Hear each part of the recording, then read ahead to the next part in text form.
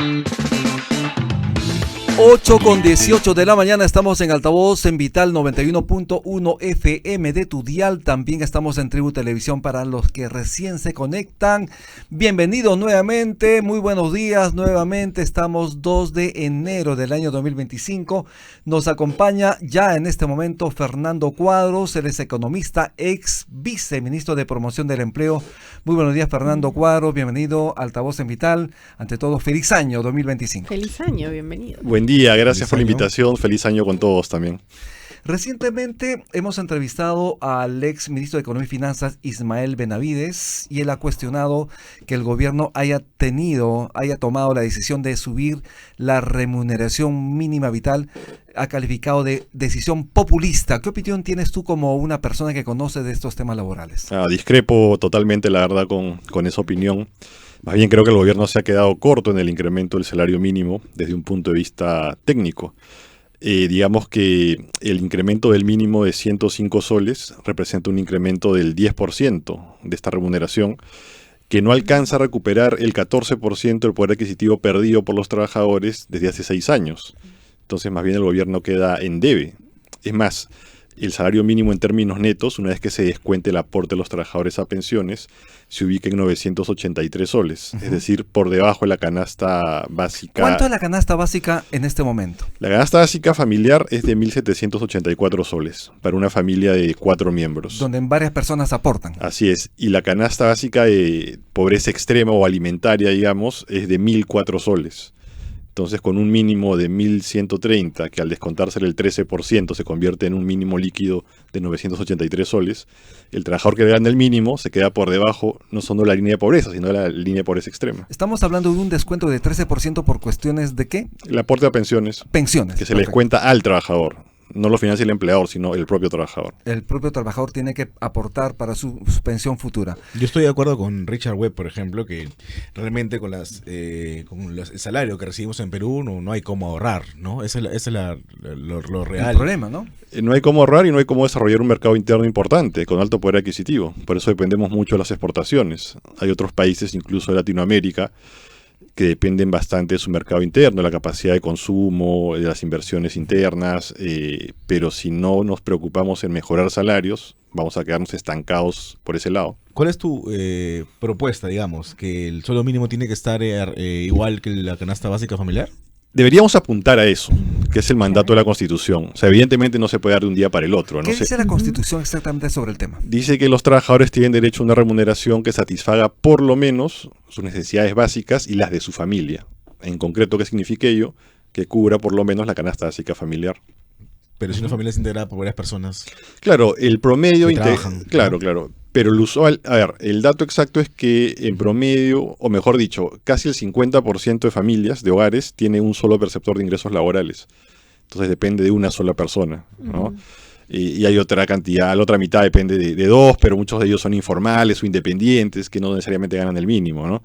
Entonces deberíamos apuntar a eso, a que el mínimo por lo menos cubra una canasta básica de una familia tipo de 4 integrantes. Claro, lo cierto es que estamos hablando de que una persona pueda tener la capacidad de cubrir el gasto de 4 integrantes. Entonces de ahí se sacaría una media para que pueda haber una, digamos, que tengan un tipo de vida digno al menos y que tengan acceso a buena alimentación, y que esto también va de la mano el tema de la anemia que aún tenemos en el país. Así es. Fernando, ¿qué hacer para que la decisión sea por consenso entre trabajadores, empleadores y gobierno respecto a un incremento de la remuneración mínima vital? Que esto no caiga de sorpresa a los empleadores, porque como sabemos, ellos también se ven perjudicados de alguna manera. Decir, oh, caramba, han subido el sueldo mínimo, evito contratar gente. O reduzco el personal. O reduzco el personal. En ese caso, ¿cómo tener predictibilidad respecto a la remuneración mínima vital? Ahí lo clave es tener un mecanismo técnico ya institucionalizado, que sea vinculante, que figure en una norma, que tendría que ser un decreto supremo del Ministerio de Trabajo. Entonces lo que ahora quedaría es retomar la discusión de este mecanismo técnico que quedó pendiente en el Consejo Nacional del Trabajo y tratar de llegar a un consenso sobre estas variables, estos criterios a considerar, y una vez que se tenga ese consenso, plasmarlo en una norma. Si no hubiera consenso, igual decide finalmente el Ministerio de Trabajo, porque esa es su competencia como parte del Poder Ejecutivo. Entonces, ese es el camino a seguir, tener un mecanismo técnico que incluya una fórmula con criterios para calcular el salario mínimo, una periodicidad, como tú mencionas, preestablecida, y además criterios que determinen si el contexto es el adecuado o no para incrementar el mínimo. ¿Cuáles son estos, en todo caso, este mecanismo? ¿Qué implicaría este mecanismo para elevar el sueldo mínimo? Estamos hablando de productividad, ¿qué más? Ya hay un mecanismo técnico que se aprobó en el CNT del 2007 por empleadores, trabajadores y gobierno. No obstante, este mecanismo tenía algunos vacíos, algunos temas pendientes de precisión que fueron abordados vía una asistencia técnica de la OIT a finales del 2022. Este documento, digamos que repotenciado, mejorado, ajustado, fue aprobado en su momento por trabajadores y gobierno. Faltan los empleadores porque en ese momento se habían retirado del CNT por algunas discrepancias políticas. Ahora, ¿qué debería tener este mecanismo? Y que es el que ya tiene el mecanismo del 2022, una fórmula con inflación y productividad, que serían los criterios a aplicar para incrementar el mínimo sin generar ninguna distorsión en la economía, en términos de mayor desempleo o mayor informalidad laboral. Lo segundo, una periodicidad preestablecida y vinculante, que todos sepan que cada año, por ejemplo, se incrementaría el salario mínimo, o por lo menos se revisaría o se evaluaría su posible incremento. Puede que se incremente o puede que no, eso lo decidirá la fórmula. Y además habría que tener unos parámetros, que son 4, que determinen si el contexto es el adecuado para subir el mínimo. Es decir, que no estemos en recesión, que el desempleo y la informalidad laboral de los asalariados privados no venga creciendo, y que el salario mínimo esté lo suficientemente lejos del salario promedio del sector privado para no generar presiones justamente a lo que ustedes comentaban, a la informalidad o al desempleo. Y tener claras además las fuentes de información, los responsables del cálculo, los procedimientos, plazos, etcétera. Yo, Fernando, quería preguntarte por qué ha disminuido la productividad desde 2020, que se hallaba en 32.670 soles, ha bajado a 2023 en 31.756. En verdad, la productividad promedio, digamos, del país, incluyendo el sector formal e informal, creció de manera importante, significativa, durante la fase de expansión de la economía del 2003 al 2014, 15 aproximadamente. Varios gobiernos, ¿no? Es una fase importante de crecimiento del PBI en el país, que jaló el crecimiento de la productividad también. Gobierno ¿no? García, estamos hablando de Toledo, García, parte del gobierno de Humala, ¿no? No, el gobierno de Humala en realidad, ¿no? E iniciando el gobierno de PPK. Después, la economía entró en una fase de, digamos, pérdida de dinámica del 2015 al 2019. Ahí siguió creciendo la productividad, pero a un menor ritmo, ¿ya? Y luego ya con la pandemia, el COVID-19, se cae la economía el 2020, y la productividad empieza a oscilar, ¿no? Entre que cae y sube ligeramente según la recuperación. Así es. Fernando Cuadro, vamos a hacer una breve pausa y regresamos. Estamos en Altavoz en Vital 91.1 FM. También estamos en Tribu Televisión. Ya regresamos.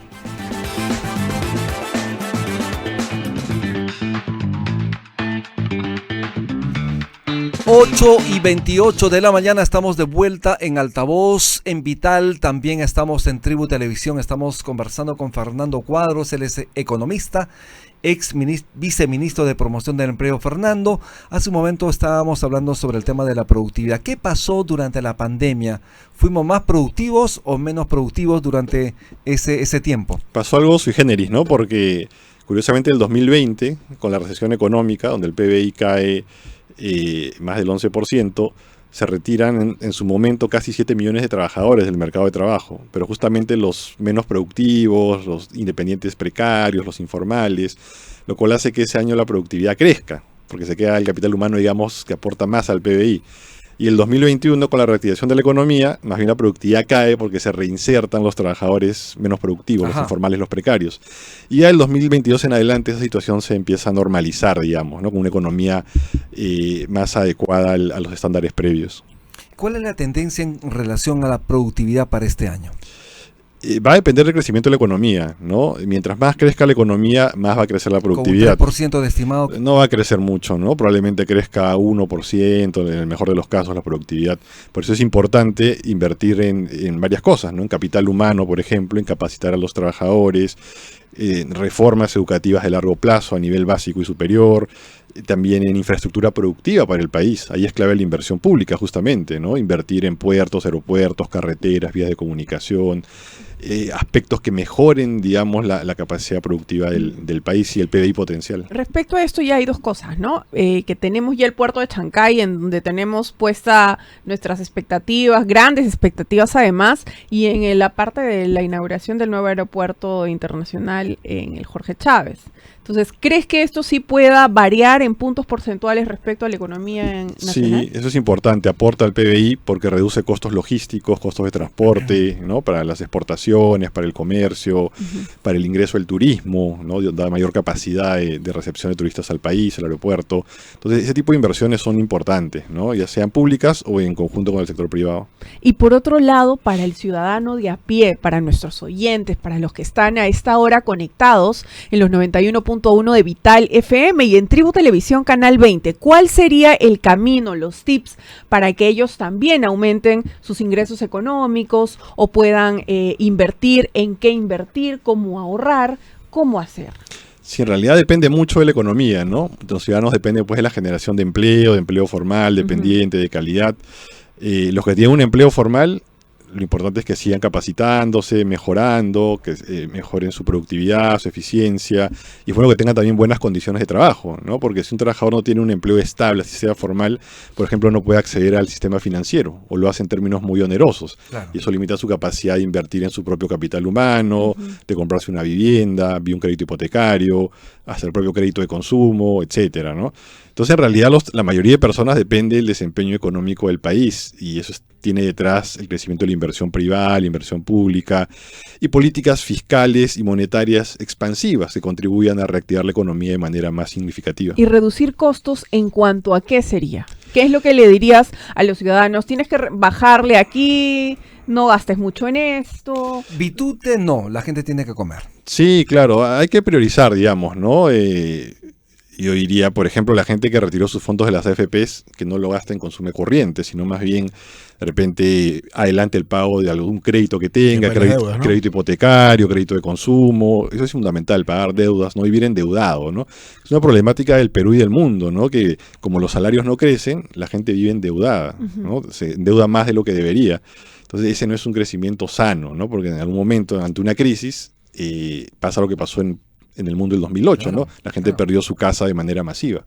Yo tengo respecto a esta alza del sueldo mínimo vital una consulta. ¿No debería esto también ser escalonado respecto a los demás salarios? Si sube el mínimo vital, ¿no debería también subir el resto de sueldos? A la larga eso se da por presiones del propio mercado, porque cuando sube la base, lo que se ve en la evidencia es que la escala salarial superior tiende también a mejorar. Es más, cuando el mínimo no sube, los salarios tienden a mantenerse estancados en términos reales, ¿no? Cuando el mínimo sube, más bien tienden a subir los otros salarios, ¿no? De manera, digamos, rezagada, pero lo terminan haciendo. Pero también en un término porcentual respecto al... Eso ya depende de cada empresa, de su capacidad. ¿O ya es criterio? Depende de la capacidad de la empresa, del poder de negociación de los trabajadores. Donde hay sindicatos y negociación colectiva, el salario tiende a subir más, ¿no?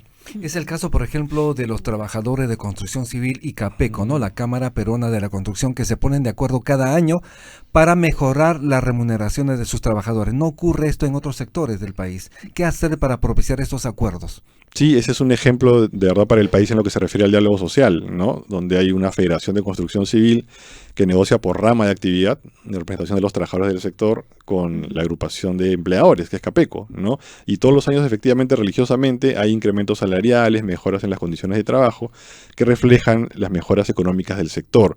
Ahora, ¿qué hay que hacer? El Estado tiene que cumplir su rol de garantizar la libertad sindical y promover la negociación colectiva, fomentarla.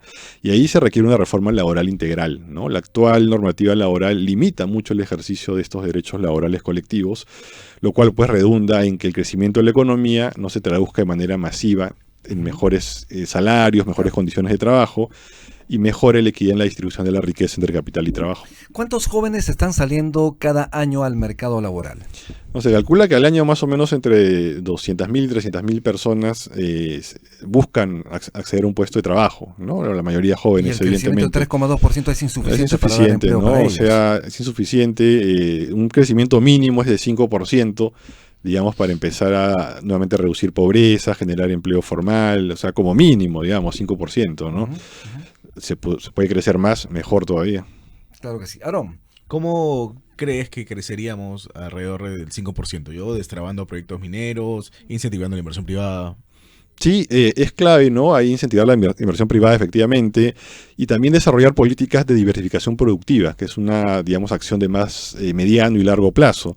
¿Qué implica eso? Incentivar económicamente, por ejemplo, vía reducción de costos logísticos u otros mecanismos de acceso a financiamiento más barato, innovaciones, etcétera, a determinados sectores que son intensivos en generación de empleo asalariado, ¿no? Y sobre todo formal. Hablo de textiles y confecciones, por ejemplo, donde tenemos ventajas comparativas como país, la agroindustria, la metalmecánica, un sector industrial importante que genera bastante empleo y puede generar mucho más empleo, el turismo y sus ramas vinculadas, hoteles, restaurantes, servicios recreativos, transporte, etcétera.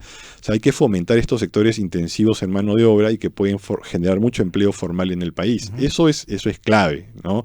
Y hay que sumar a ello también una política monetaria más expansiva. El BCR debería empezar a bajar de manera un poquito más acelerada la tasa de interés de referencia. Está en 5% en este momento. Que es un mecanismo que ayuda a reducir el costo del endeudamiento y por ende incentivar el consumo, la inversión y la generación de mayor empleo. Estamos en Altavoz en Vital, estamos también en Tribu Televisión, estamos conversando con Fernando Cuadros, ex viceministro de Promoción del Empleo. ¿Cuál es la tendencia del empleo para este año? ¿Qué se viene? Va a depender del crecimiento de la economía, ¿no? Se estima que este año la economía crezca también alrededor del 3% o 3,2%, una cifra parecida a la del 2024. Bueno, y si es así, el empleo formal no va a crecer mucho tampoco, ¿no? Crecerá más o menos 2% aproximadamente. Entonces, depende mucho de la dinámica de la economía en realidad, ¿no? Cuando estabas como viceministro de Promoción del Empleo, hacías esa chamba de promover el empleo. ¿Tú crees que el gobierno está dando esos pasos adecuados para promover el empleo en el país? ¿Con los jóvenes, por ejemplo? No de la mejor manera, ¿no? Bueno, el principal, digamos, factor de generación de empleo es el crecimiento de la economía. Claro, es una condición necesaria, aunque no suficiente. Pero hay, ¿no?, programas especiales. Claro. O sea, requiere una política monetaria y fiscal expansivas, ¿no? O sea, como decía, incentivar el crédito para un mayor consumo e inversión, pero también incentivar la inversión pública, ¿no? O sea, que crezca, mejor dicho, la inversión pública, que sea más dinámica, más que incentivarla. A eso se deben sumar efectivamente programas o políticas activas de empleo, ¿no? Por ejemplo, estos programas del Ministerio de Trabajo que generan empleo temporal para la población más vulnerable, pero también aquellos que mejoran la empleabilidad de los trabajadores, de las personas, ¿no? Que mejoran las posibilidades de su acceso a un mercado de trabajo formal, vía capacitación laboral de habilidades blandas, habilidades técnicas, gestión de su inserción laboral en el mercado formal y también, digamos, la posibilidad de que continúen, ¿no?, de manera continua en un empleo formal, ¿no?, certificando sus competencias laborales, entre otros. Pero para eso se requiere recursos presupuestales. Estos programas tienen una llegada muy pequeña por su escasa cantidad de recursos. El Estado debería invertir más también para que tengan una llegada a nivel nacional, cubran una mayor población y contribuyan a mejorar la empleabilidad de las personas y su posibilidad de acceder a un empleo formal de manera permanente. ¿Aproximadamente cuántas personas en el país están desempleados? ¿Cuántos tienen empleo y cuántos están desempleados? En el Perú tenemos una población trabajadora de más o menos 17,5 millones de personas, ¿no?, que son quienes trabajan en todo tipo de empleo, ¿eh? Asalariados formales, asalariados informales, sector público, sector privado, independientes con potencial, precarios, etcétera, ¿no? Ese es el empleo agregado del país. Luego tenemos más o menos a 800,000 trabajadores en condición de desempleo, ¿no? Son aquellas personas en edad de trabajar que buscan activamente empleo, pero no logran acceder a un puesto de trabajo. Y en el caso de las personas que no trabajan ni estudian, por ejemplo, de los famosos ninis, ¿cuál es la situación de ellos? Es un grupo también importante, justamente personas que están en edad de trabajar, pero no trabajan ni tampoco estudian, ¿no? Entonces, y en algunos casos tampoco buscan trabajo, ¿no? Son inactivos laborales. Entonces ahí sí, pues efectivamente hay personas, lamentablemente jóvenes, dedicados pues al mal vivir, ¿no?, al pandillaje, a actividades delictivas, pero también, ojo, hay muchas jóvenes mujeres dedicadas a labores del hogar, ¿no? O sea, que no son parte de las cuentas nacionales, ¿no? Entonces, tampoco es que todos los ninis, digamos, lleven a cabo actividades negativas, ¿no? Como digo, las mujeres jóvenes se dedican muchas veces a actividades domésticas, cuidado de familiares mayores, labor de trabajo doméstico en el propio hogar, ¿no? Que en realidad es una actividad positiva de alguna manera, pero también hay que pensar en que ellas tengan la posibilidad de, si así lo quieren, acceder a un empleo en el mercado de trabajo, ¿no? El gobierno declaró el 2025 como el año de la recuperación y consolidación de la economía peruana. ¿Crees, con tu punto de vista, con tu pericia, que esto sea así? ¿Se pueda lograr este 2025? Depende de muchos factores, ¿no? Yo creo que un factor fundamental es el político, ¿no? Ahí el gobierno tendría que dar un gran viraje y desmontar todo esto que se ha venido haciendo, ¿no? Que ataca, digamos, la institucionalidad del país, la democracia. No puede haber una economía sana si no hay una política sana, ¿no? Entonces, estas actitudes de copar determinados órganos autónomos, como el Tribunal Constitucional, la Junta Nacional de Justicia, la Defensoría del Pueblo, flaco favor le hacen al país, ¿no? Además de que el Congreso termina arrogándose funciones que no le corresponden, ¿no? Dentro de la política económica, por ejemplo, con el presupuesto que se ha aprobado, ¿no? Que crecen determinadas ramas o sectores que no son prioritarios, como el propio Congreso, ¿no? Que viene incrementando su presupuesto en lugar de priorizar sectores como educación y salud. Así es. Y también la confianza que hay en la población en estos casos de corrupción que están a cargo de la fiscalía, ¿no? Que también es una gran pérdida de dinero para el país. Así es, corrupción que implica que no se ejecuten las obras públicas o que se gaste más de lo que se debería gastar, que demore más de lo que debería, o que las propias inversiones no vengan, ¿no? Porque alguien que viene de fuera dice, pucha, ¿cómo voy a este país si es que ahí no hay seguridad de que mi plata rinda, o en fin, no hay normas claras, no funciona el Poder Judicial. Además hay inseguridad ciudadana. Pues, inseguridad ciudadana, efectivamente, para los negocios más pequeños, ¿no? O sea, como alguien invierte en una bodega, un pequeño negocio, si luego lo están extorsionando, y por eso vemos que hay mucha gente que se quiere ir del país, ¿no? Las cifras son realmente alarmantes, ¿no? ¿Cuáles serían tus recomendaciones, Fernando Cuadros, como experto en temas laborales, para que las personas cuiden su empleo, para que puedan lograr otros empleos, otras fuentes de ingreso? ¿Por dónde están los tips para esas personas que te están escuchando y viendo por televisión? Los que ya tienen un empleo formal, bueno, tratar de gastar en lo prioritario, ¿no? Creo que eso es importante, no malgastar el dinero, invertir en cosas, sobre todo que tengan una duración de largo plazo, ¿no? En mejoras de su vivienda, en educación, ¿no? Mejorar su capital humano, ¿no? Cosas que mejoren su productividad. Y reducir el consumo, digamos, más superfluo, el gasto corriente que no sea básico, creo que eso es importante. Y bueno, y los que estén en el sector formal también creo que tienen que ver la manera el caso de los trabajadores, de organizarse colectivamente y negociar de manera conjunta mejoras salariales y mejores condiciones de trabajo, ¿no? Es el mejor camino de que el crecimiento de la economía y su productividad se traslade hacia mejores remunerativas, como pasa en el mundo desarrollado. Uh-huh. Fernando, muchísimas gracias por estar en Altavoz en Vital. Antes de irnos, ¿cuáles serían tus palabras de aliento a los trabajadores peruanos, a la ciudadanía, a las audiencias a través de Vital y también de Tribu Televisión? Bueno, gracias por la invitación primero a todos, y bueno, esperemos que este sea un mejor año para toda la población, para toda la ciudadanía, que la economía siga creciendo, si es posible a mayores tasas.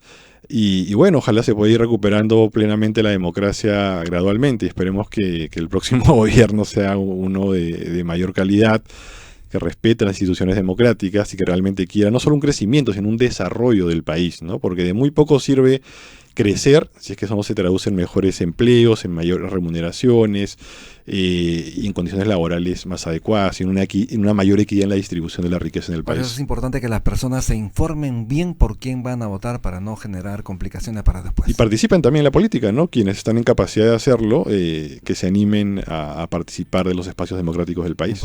Claro que sí, en Altavoz vamos a venir informando todo esto respecto al tema político que ya se nos viene, informando quiénes son, a qué se dedican, si hay antecedentes. Ahí van a estar sintonizando todos los días los 91.1 de FM para seguir informados. Bien, muchísimas gracias, Fernando Cuadros, por estar en Altavoz en Vital, también en Tribu Televisión. Grandioso 2025 para ti. De igual manera, para ustedes. Gracias por la invitación.